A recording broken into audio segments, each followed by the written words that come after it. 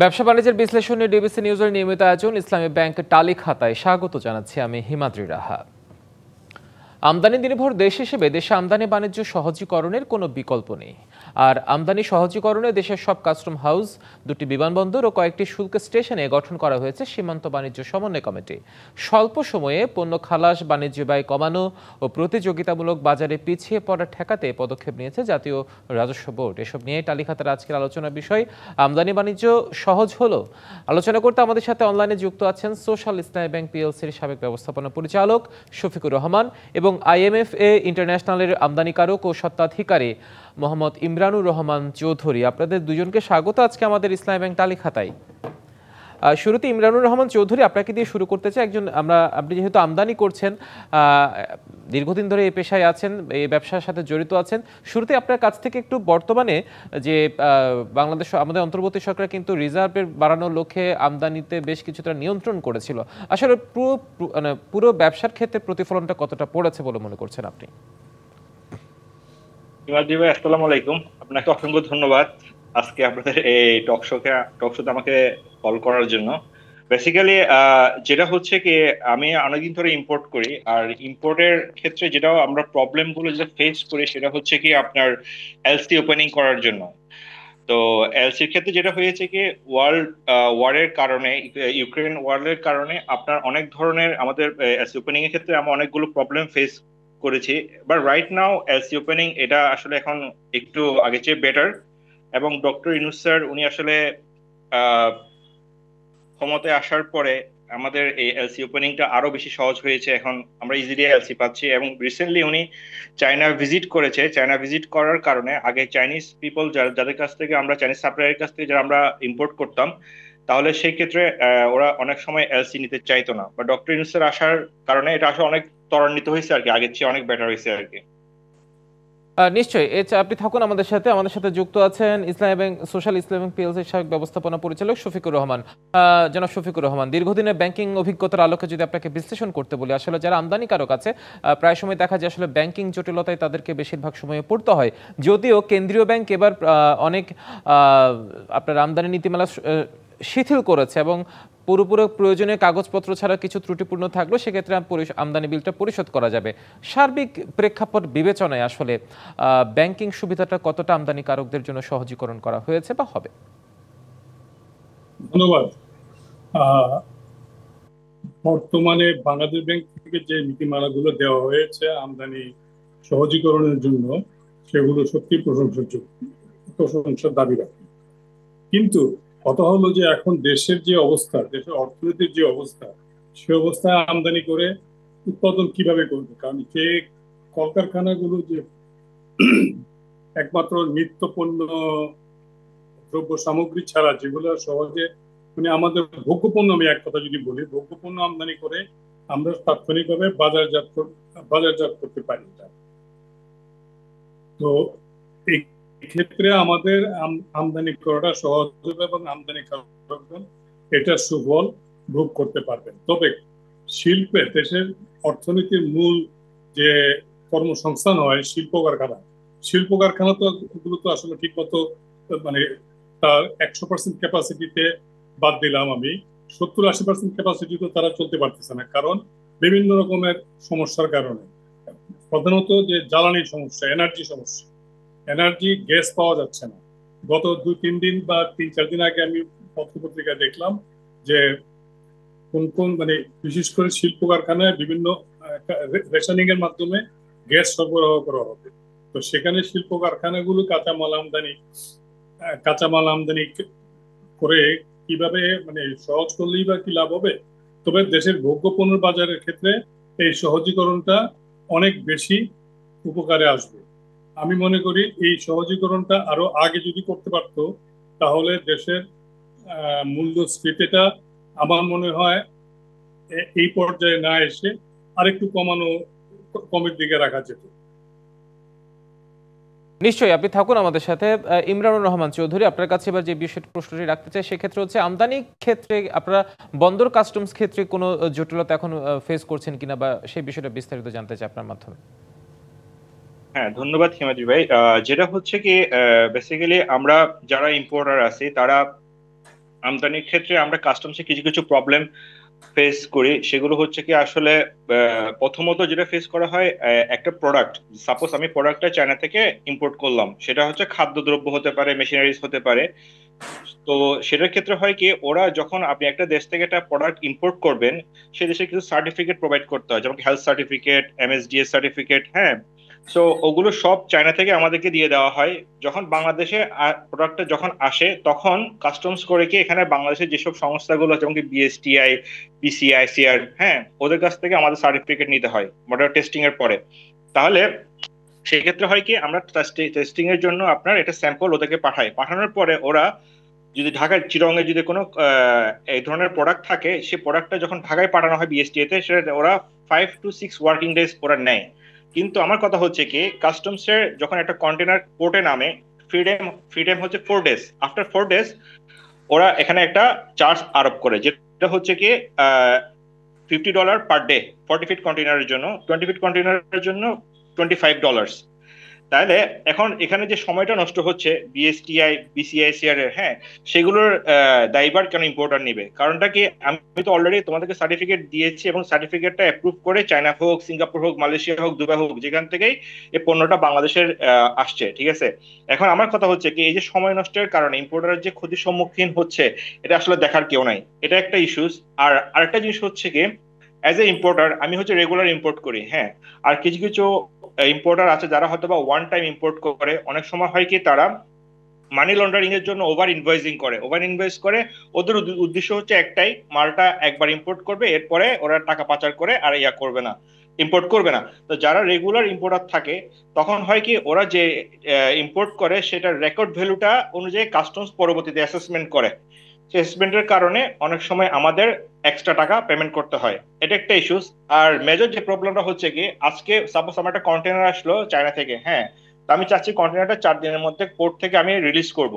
তো সেটার ক্ষেত্রে হয় কি, আমার সিএনএফ যখন যায় ওখানে, অনেক সময় হয় কি কাস্টমসের সার্ভার ডাউন থাকে। সার্ভার ডাউনের কারণে আজকে ও ডকুমেন্ট সাবমিট করতে পারলো না, অথবা আপনার ওখানে যে আর আর নাম্বার বলে একটা, সে আর নাম্বারটা ওরা ফেলতে পারে না। তো এই প্রবলেম গুলো প্রতিনিয়তই হয়, ঠিক আছে। কাস্টমসের সার্ভার জটিলতা আছে, ঠিক আছে। এর পাশাপাশি আরেকটা যেটা হচ্ছে কি, আপনার আপনার অনেক সময় কি খালাস পর্যায়ে, হ্যাঁ, খালাস পর্যায়ে গিয়ে ওখানে কাস্টমস এর এটা অবভিয়াসলি ওদের একটা দায়িত্ব আছে সবগুলো জিনিস চেক করার জন্য। ওরা চেক করে, চেক করার পরে অনেক সময় যদি ওদের মনোভূত না হয়, তাহলে সেক্ষেত্রে হয় কি, এখানে স্পিড মানির একটা কথা চলে আসে। সেই স্পিড মানিটা আপনার ইম্পোর্টারকে পেমেন্ট করতে হয়। এটা একটা জিনিস।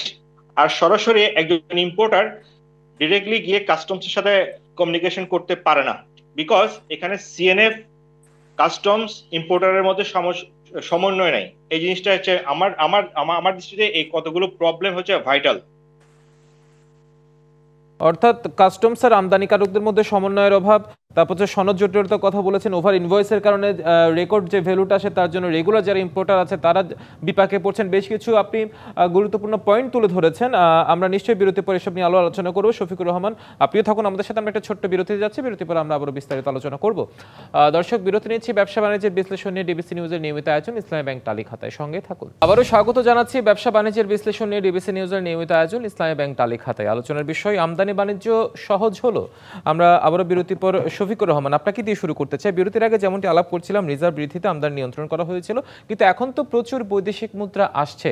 গত 2 মাস আসলে রেকর্ড পরিমাণ বৈদেশিক মুদ্রা আমরা দেশে আসছে, সেটা দেখলাম, রেমিটেন্স আসছে। তো সবকিছু মিলিয়ে এই মুহূর্তে আসলে আমদানি নিয়ন্ত্রণ কতটা জরুরি, আদৌ জরুরি আছে কিনা? না, জরুরি আছে, আমদানি নিয়ন্ত্রণটা জরুরি আছে। রিজার্ভ আপনি যেভাবে বলছেন, যে মনে হয় যে অনেক আমার রিজার্ভ হয়ে গেছে। রিজার্ভ অ্যাকচুয়ালি এখন 25 বা 26 বিলিয়ন ডলার। 25 বিলিয়ন। আমার মনে হয় 25 বা 26 বিলিয়ন ডলারের মধ্যে রিজার্ভটা আছে। তো we should have more reserve. Actually বাংলাদেশের মতো একটা গ্রোয়িং ইকোনমিতে reserve, it should be above 40 billion dollar. Once it was 48 billion dollar পর্যন্ত উঠেছে। কিন্তু যাই হোক, যে কারণে হোক, গত সরকারের বিশৃঙ্খলার কারণে এই রিজার্ভটা আমাদের অনেক নেমে গেছে।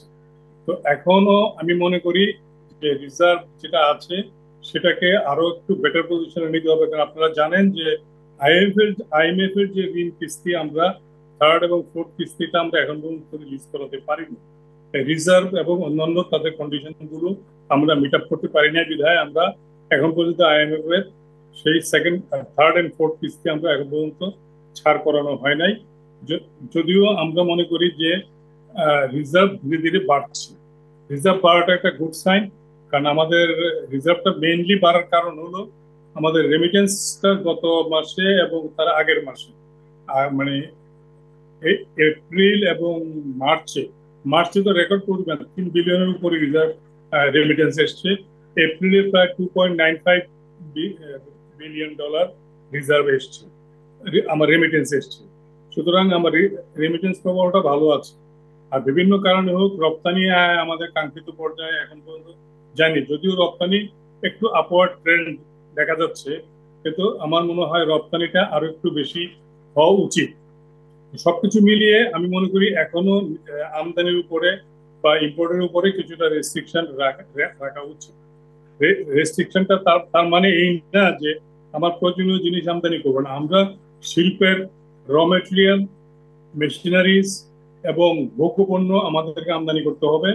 সুতরাং আমাদের এইগুলোতে আমদানিকরণটা সহজীকরণ করা হয়েছে, আরো সহজীকরণ। যেমন আমি একটু আগে আমার সহ আলোচকের কথায় শুনতেছিলাম যে কাস্টমসের এখানে যে হয়রানিটা হচ্ছে, যে হয়রানি আমি বলবো না, যে ডিলেটা হচ্ছে।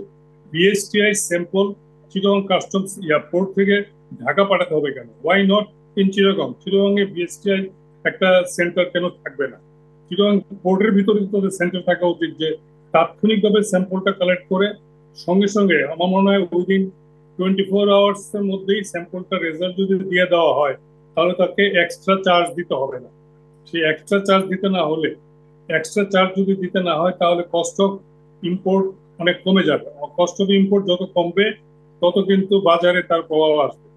বাজারে প্রভাব মানে কি? ভোক্তা পর্যায়ে সে, কারণ কস্টটা তো আলটিমেটলি ভোক্তার উপরে গিয়ে পড়ছে। ভোক্তা পর্যায়ে গিয়ে কস্টটা কম পে করতে হবে। সুতরাং বিশেষ করে আপনার কনজিউমার গুডস এর ব্যাপারে যদি ভোক্তা পর্যায়ে আপনার কম কস্ট হয়, তাহলে অর্থাৎ বিষয়গুলো যেহেতু ওখানে বিএসটিআই ছাড়াও বিভিন্ন জনের পরীক্ষা নিরীক্ষার ক্ষেত্রে এগুলো ওয়ান স্টপ সার্ভিসের মতো যদি হয়ে যেত, সেক্ষেত্রে হয়তো আমদানিকারকদের মতো না, one stop service that must be, এটা একটা খুব মানে এসেনশিয়াল হয়ে গেছে। নিশ্চয়ই অত্যন্ত দারুণ পর্যবেক্ষণ তুলে ধরেছেন আপনি। থাকুন আমাদের সাথে। মোহাম্মদ ইমরানুর রহমান চৌধুরী, আপনার কাছে যে বিষয়টি জানতে চাই, বিরতির আগে আপনি বেশ কিছু বিষয় তুলে ধরেছেন, যেটা বলছেন ওভার ইনভয়েসের কথা বলছেন, রেকর্ড ভ্যালু কার্ড, আপনারা যারা রেগুলার ইম্পোর্টার আছেন আপনাদের কি বিপাকে পড়তে হয়, এছাড়া কাস্টমসে বেশ কিছু জটিলতার কথা তুলে ধরেছেন, ডিলের সময় ক্ষেপণের কথা তুলে ধরেছেন। আসলে এতদিন ধরে এগুলো সমাধান হচ্ছে না কেন? একজন আমদানিকারক হিসেবে আপনার দৃষ্টিতে আসলে অসঙ্গতিগুলো, সংকটটা কোথায়? ধন্যবাদ হিমাদ্রি ভাই। বেসিক্যালি এখানে আমি শফিক স্যারের কথার পরিপ্রেক্ষিতে একটা কথা বলবো, সেটা হচ্ছে উনি যেটা বলেছে ওয়ান স্টপ সার্ভিস, যেটা আপনি বললেন, one stop service already have Chittagong port also have the BSTI আর বিআইসিআর, এগুলো সবগুলো চিটাগং এ আছে। হ্যাঁ, কিন্তু বাট বেসিক্যালি হচ্ছে সমন্বয় নাই। সমন্বয় হচ্ছে কি, আমি একটা মাল বাইরে থেকে ইম্পোর্ট করে আনছি, আনার পরে আমি এটা দিলাম ওনাদেরকে, ঠিক আছে, ওনাদের এই মেশিনারিজের এই প্রবলেম, ওনাদের এই টেকনিক্যাল টেস্টের এই প্রবলেমের কারণে এই জিনিসগুলো ডিলে হয়। এবং ডিলে গুলো কি ইন্টারন্যাশনালি হয় নাকি আসলে প্র্যাকটিক্যালি হয়, এটা আসলে দেখার কেউ নাই। এগুলো দেখতে হবে, এগুলো দেখলে এগুলো খুব ইজিলি সর্ট আউট করা যাবে। এটা একটা ইস্যুস। আর আরেকটা জিনিস হচ্ছে কি, আপনার এটা আমাকে বলতে হবে, সেটা হচ্ছে কি, আমরা কেন যেমন চায়না থেকে আমার এলসি করতে গেলে কি করতে হচ্ছে, আমি চাইনিজ আরএমবি দিয়ে এলসি করতেছি, but I have to buy the US dollar they convert, then I have open the LC. Why not taka to RMB যদি হয়, তাহলে সেক্ষেত্রে হবে কস্ট মিনিমাইজ হবে, মানি লন্ডারিং কমবে। আরেকটা জিনিস হচ্ছে কি, আপনার আমি কেন না বাইরের এলসি দিয়ে বাংলাদেশে ইম্পোর্ট করা যাবে না, সেটা হলে কি, বাইরে তো আমার রিলেটিভ থাকতে পারে, আমার ফ্রেন্ড থাকতে পারে, ঠিক আছে, তারা বাইরে, তাদের they have fund, whatever they fund, they can open the LC from anywhere in the world, then we can import. But এটা বাংলাদেশে এটা কেন হয় না, এটা আজ পর্যন্ত আমি জানি না।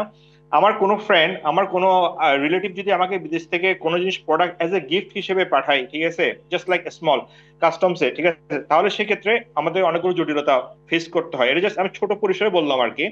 তো এর পাশাপাশি আরেকটা যে জিনিসটা হচ্ছে কি, রাইট নাও আগে আমরা আজকে যদি পিএ সাবমিট করতাম ব্যাংকে, ওই দিন আজ সকালে পিএ সাবমিট করছি, বিকালের মধ্যে আমি এলসি সুইফট পেয়ে গেছি। কিন্তু এখন এটা হচ্ছে না। এখন একটা আপনি LC যদি আমি আজকে এলসি সাবমিট করি, পিএ সাবমিট করি, তাহলে আমাকে এলসিটা পেতে 2 থেকে 3 কর্মদিবস সময় নিচ্ছে। এখনো কিন্তু একটা টাইম ডিলে হচ্ছে, ঠিক আছে, এলসি পাওয়ার ক্ষেত্রে। আর রিজার্ভের ক্ষেত্রে যেটা হচ্ছে কি, বাংলাদেশের রিজার্ভ বর্তমানে যেটা আছে সেটা দিয়ে মোটামুটি এখন পর্যন্ত ভালো সিচুয়েশনে আছে, better then the previous days. Okay, so এই আর কি।